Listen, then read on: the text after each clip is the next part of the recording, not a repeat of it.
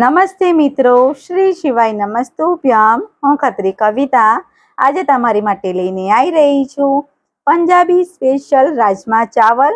તો તેની રેસીપી આપણે નિહાળીશું. અને જો તમે મારી ચેનલ પર પહેલી વાર આવ્યા હોય તો પ્લીઝ સબસ્ક્રાઈબ કરવાનું ભૂલતા નહીં, જેથી તમને મારા નવા વિડીયોની નોટિફિકેશન મળતી રહેશે. તો હવે આપણે સામગ્રી જોઈ લઈએ. 3 ટામેટા લીધેલા છે મોટા નંગ, 3 ડુંગળી લીધી છે, એ પણ મોટી લીધેલી છે. લસણ લીધા છે આપણે 15-20. જીરું લઈ લઈશું આપણે અડધી ચમચી જેટલું. અને આપણે આ રાજમાનો મસાલો લીધેલો છે, એ તમને બજારમાં અવેલેબલ મળી આવશે. અને મીઠું લીધું છે આપણે પ્રમાણસર. ધાણા જીરું લઈ લઈશું આપણે અડધી ચમચી. થોડી કોથમીર લઈ લઈશું આપણે. આદુનો 3 કટકા લીધા છે નાના. આપણે મરચું લીધું છે 4 ચમચી જેટલું તીખું મરચું. હિંગ લઈ લઈશું આપણે અડધી ચમચી. હળદર લઈ લઈશું આપણે અડધી ચમચી. 2 લીલા મરચાં લીધેલા છે. અને આપણે થોડુંક દહીં લઈ લઈશું એના અંદર. તમાલપત્ર, કાળા મરી, તજ અને લવિંગ લીધેલી છે આપણે. અને આપણે જે રાજમા છે આપણે થોડાક ઓફાળા પાણીમાં પલાળેલા હતા 6-7 કલાક માટે. તો તમે જોઈ શકો છો એકદમ સરસ રીતે પલળી ગયા છે. તો હવે આપણે એને કમ્પ્લીટ રીતે બધા ધોઈ નાખવાના છે. અને આપણે કુકર લઈ લઈશું પહેલા. અને કુકરમાં આપણે એના અંદર બધા આપણે જે રાજમા છે એ અંદર ઉમેરી લઈશું. અને એના અંદર આપણે થોડું પાણી ઉમેરી લઈશું 2 ગ્લાસ જેટલું.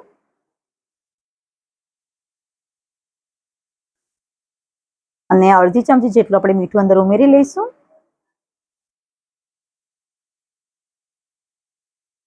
અને આપણે એને ગેસ પર મૂકી દઈશું બાફવા માટે. આપણે ગેસના બાફવા મૂકી દીધું છે ત્યાં સુધી આપણે મસાલો રેડી કરી લઈએ. તો તેલ આપણે 2 ચમચી લઈ લઈશું. તેલ ગરમ થવા દઈશું આપણે સારી રીતે. તો એના અંદર લવિંગ, તજ,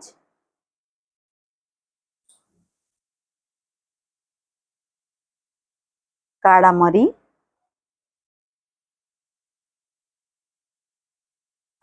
એને કમ્પ્લીટ રીતે થવા દેવાનું છે. તો આદુના કટકા છે એ પણ લઈ લઈશું સાથે સાથે.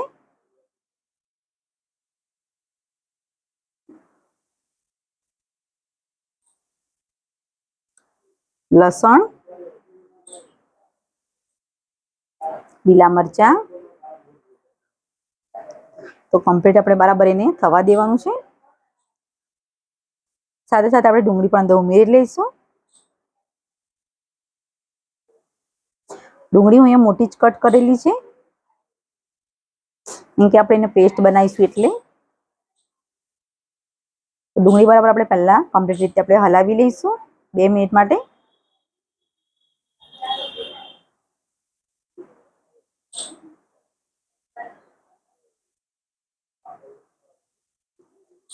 આવી રીતે કમ્પ્લીટ રીતે આપણે એને બરાબર થવા દઈશું. તો આપણે 2-5 મિનિટ માટે આપણે એને સારી રીતે થવા દીધું છે. તો એની અંદર આપણે ટામેટા પણ અંદર ઉમેરી લઈશું, જેથી ડુંગળી અને ટામેટા એકદમ સરસ રીતે બંને ચડી જશે થોડું, જેથી ગ્રેવી બનાવતા આપણે વાર નહીં લાગે.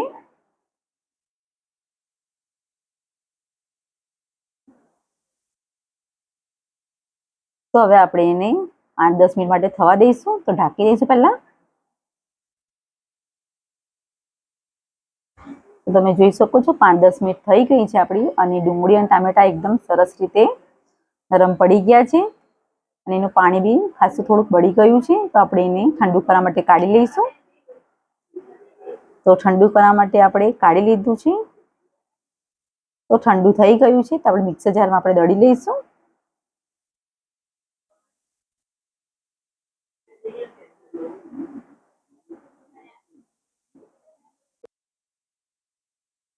તો આવી રીતે બધું આપણે અંદર ઉમેરી લીધું છે.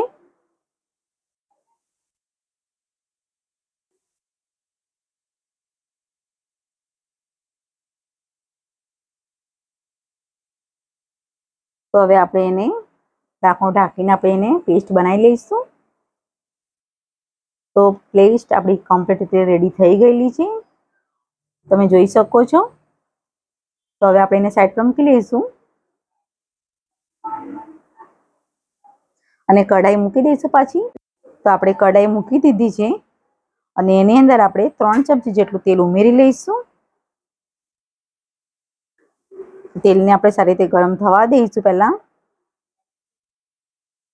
તો એના અંદર જીરું છે એ ઉમેરી લઈશું, તમાલપત્ર, હિંગ,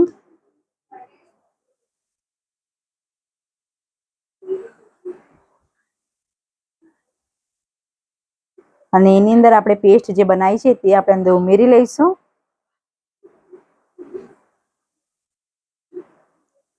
તેવી રીતે આપણે બધી પેસ્ટ અંદર ઉમેરી લેવાની છે અને સારી રીતે આપણે કમ્પ્લીટ રીતે બધું કમ્પ્લીટ મિક્સ કરી લઈશું આવી રીતે.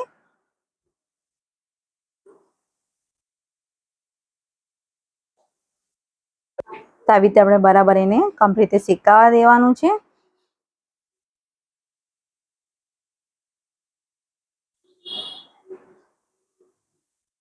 તો આવી રીતે ધીમે ધીમે આપણે ધીમા તાપે આપણે થવા દઈશું,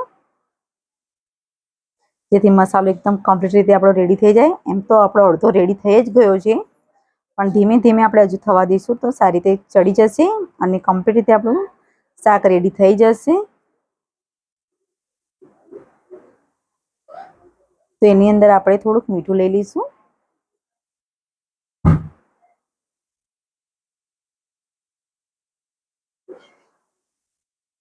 અને લાલ મરચું, હળદર, ધાણા જીરું, તો બરાબર આપણે કમ્પ્લીટ બધું મિક્સ કરી લઈશું.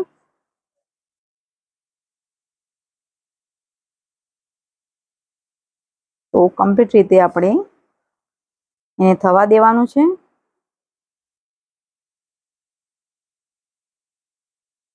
તો આપણે જે રાજમાનો જે મસાલો છે એ પહેલા લઈ લઈશું અને એને આપણે પેસ્ટ કરવાની છે. તો આપણે એના અંદર થોડું પાણી ઉમેરી લઈશું અને ચમચીના મદદથી સારી રીતે આપણે પેસ્ટ રેડી કરી લેવાની છે.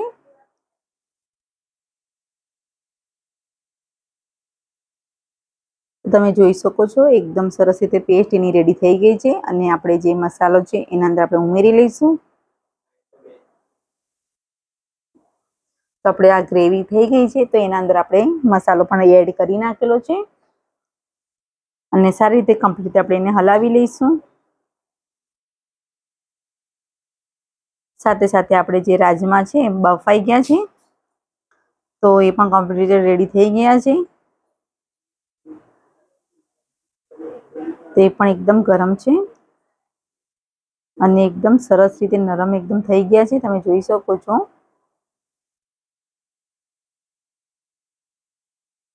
તો આપણે જે મસાલો રેડી કર્યો છે તો એની અંદર આપણે અંદર ઉમેરી લઈશું.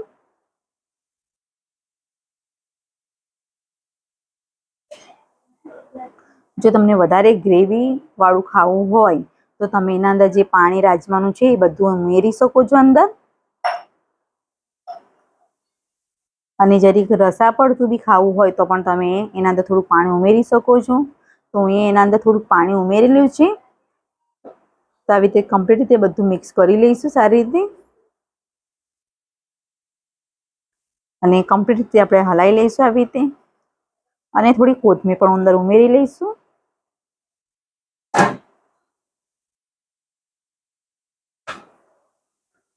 તો એકદમ સરસ રીતે આપણું રાજમા થવાની તૈયારી છે. તો આપણે જોઈ લઈએ એકદમ સરસ રીતે રેડી થઈ ગયું છે.